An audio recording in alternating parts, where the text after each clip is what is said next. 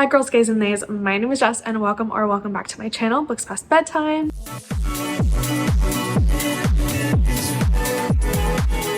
Today we're going to be talking about my most anticipated queer releases for July 2023. I love sharing all of the new and up and coming LGBTQIA+ books that are coming out in this upcoming month, so you can add some of them to your TBR as well. Of course, this is a curated list. This is by no means a comprehensive list of all the queer books coming out next month. There are like hundreds of new queer books coming out in July. I've left a few Goodreads lists in my description down below that are more comprehensive if you would like to check those out and see what else out there might tickle your fancy. These are just the top 10 books that I am super interested in adding to my TBR in the coming month. And so if you know me and you know my reading taste, this is a lot of romance, some historical, some fantasy sci-fi, and I think there's actually one horror thrown in this month, which sounds really good. So I am super excited to share these books with you. Let's just jump right into it. First category we're going to be talking about today are contemporary romances, and I also threw the historical romances in here. Basically any romance that does not have a fantasy or speculative element. The first book in this category is a historical romance, and that is a rulebook for Restless Rogues by Jess Everly. This book comes out on July 11th. This book is set in London in 1885 and follows best friends David and Noah. David runs an underground queer club, which is one of the only places that the two can be themselves. But when the Baron, who owns the rights to David's club, moves to close it, David and Noah must team up in order to save this place that they call home. And along the way, Noah discovers that David is hiding some terrible secrets and also that he may be in love with David.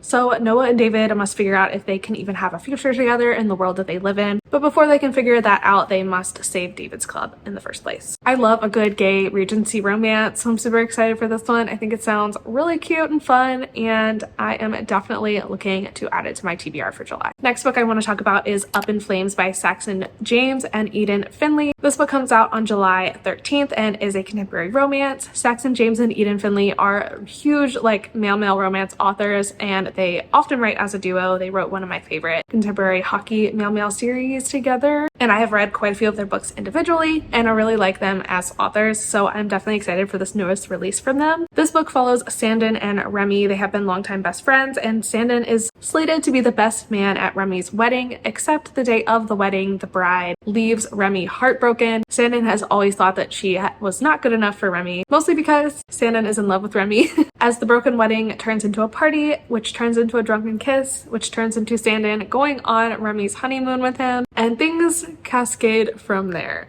I love a good friends to lovers and a good bi awakening story. Nobody really does bi awakening like Eden Finley and Saxon James, so I really think that this one is going to be a win, and I'm very excited to pick it up. Next in this category is Infamous by Lex Croucher. This book comes out on July 21st and is another queer Regency romance. This book follows our main character Edie, and Edie and her best friend Rose have always been glued at the hip, climbing trees together, throwing grapes at boys, stealing a wine, and practicing kissing. But following their debutante ball, Rose is suddenly talking about marriage, and Edie is horrified. In order to try and get over Rose and move on with her life, she goes to a artist's retreat in this crumbling gothic mansion, as she's an aspiring author and wants to try and finish her novel. But Edie might discover that the world of famous literary icons isn't all poems and pleasure. Sounds ominous. Not quite sure what the last line of that summary means exactly, but I'm excited to find out. And a sapphic Regency romance sounds right up my alley. The last book in this category is In the Case of Heartbreak by Courtney Kay. This book comes out on July 25th and is a gay contemporary romance with my favorite, cooking. In this book, we're following our main character, Ben. Ben has been living his life quietly for so many years, and now he's decided to take the reins of his own life. He's been quietly baking cinnamon rolls at his family's bakery for years, and he's also been quietly in love with his mechanic slash neighbor, Adam. He decides in one fell swoop that he is going to enter a cooking or baking competition in order to win the funds to buy his family out of the business. He's going to ask out Adam as well. But his plans crumble before they have the chance to take fruition, and Ben ends up at his grandma's 80th birthday party down on the coast. You know who also ends up at grandma's 80th birthday party is Adam as the hired musical entertainment. And I would assume one thing leads to another, and hopefully Ben gets his happily ever after. I have not read Courtney Kay's first book in this companion series, but I did get it. It's kind of Christmassy, I think, but I just have a feeling that her books are just going to be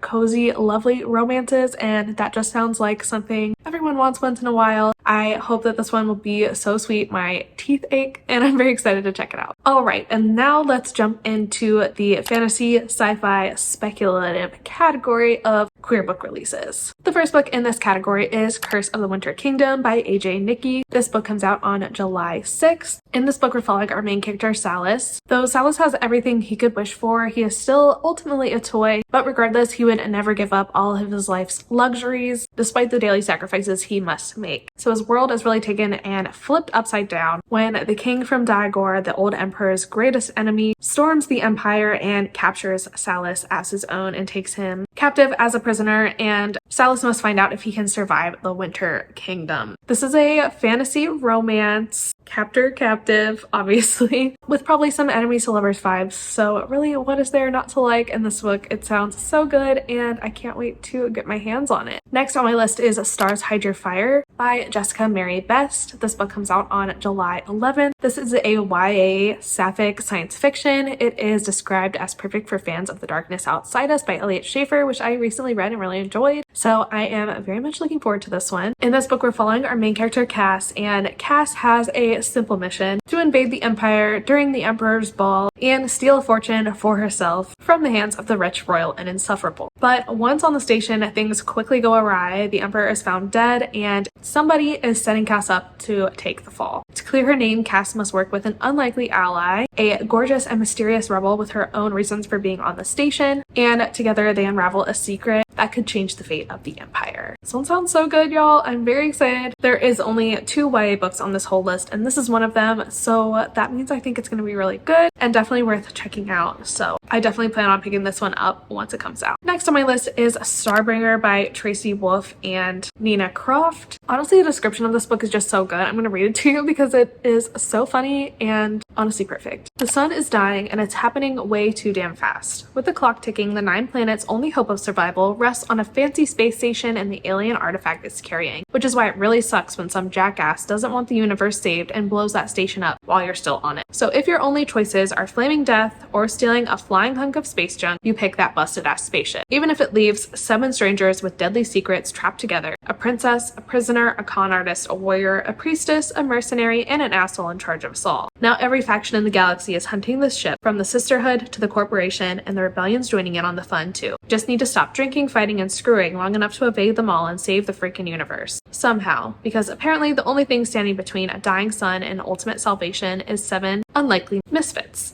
heroes. So as you can tell, this book sounds really fun. The description of it kind of reminds me of Gideon the Ninth, which I read recently and really enjoyed, so I'm looking forward to that. Also, just the concept of a spaceship filled with this motley crew of like 7 or 8 different characters sounds so fun, and I know that this book is going to contain like action and political intrigue and excitement and a little bit of romance, I believe. So I'm very excited for this one and think it will be a lot of fun. Next book on my list is The Third Daughter by Adrienne Tooley. This book comes out on July 18th and is the first book in a new YA series. For centuries, the citizens of Vel have waited for their new maiden to return, and the prophecy states that she will be the third daughter of a third daughter. When the child is finally born to Vel's reigning queen, everyone rejoices except for Elodie, who is the queen's eldest child and who has now lost her claim to the throne. Elodie sees that the only way she can protect Vel is to retake the throne, so in order to do so, she purchases a sleeping potion from a girl named Sabine, but Sabine actually gives her a vial of tears, which makes her youngest sister Brienne slip into a depressive coma. With the fates of their families and the country hanging in the balance, Sabine and Elodie team up in order to help revive Brienne and save the kingdom, all while a slow burning attraction develops between them. An exciting sapphic YA fantasy sounds amazing and like something I desperately need in my life, so I can't wait to check this one out as well. And last but not least in this category is The First and Last Adventure of Kit Sawyer by S.E. Harmon. This book comes out on July 18th. In the archaeology community, Kit Sawyer's family is a living legacy, and Kit feels like he's doing a pretty good job of living up to the family name, but one day as he's decoding an ancient relic, he gets a little more than he's bargained for and accidentally unleashes a force he doesn't know how to control, and now he must reunite this relic with a powerful Aztec god. But the trouble with that is Kit has no idea where to find him, and neither does anyone else in the world. Finding it could be a discovery for the ages, and it could also lead to his untimely death, so yay.